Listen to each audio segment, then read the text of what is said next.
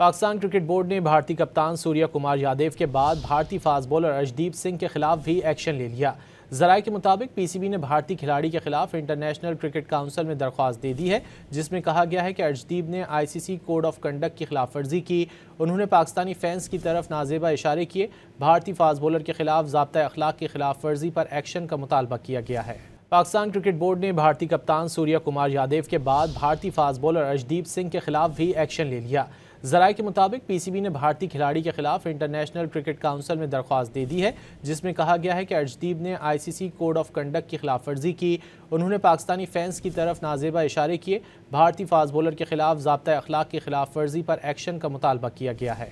Pakistan cricket board ने भारतीय कप्तान सूर्या कुमार यादव के बाद भारतीय फास्ट बॉलर अर्शदीप सिंह के खिलाफ भी एक्शन ले लिया। जराये के मुताबिक पीसीबी ने भारतीय खिलाड़ी के खिलाफ इंटरनेशनल क्रिकेट काउंसिल में दरख्वास्त दे दी है, जिसमें कहा गया है कि अर्शदीप ने आईसीसी कोड ऑफ कंडक्ट की खिलाफ वर्जी की। उन्होंने पाकिस्तानी फैंस की तरफ नाजेबा इशारे किए। भारतीय फास्ट बॉलर के खिलाफ ज़ाब्ता अखलाक की खिलाफ वर्जी पर एक्शन का मुतालबा किया गया है।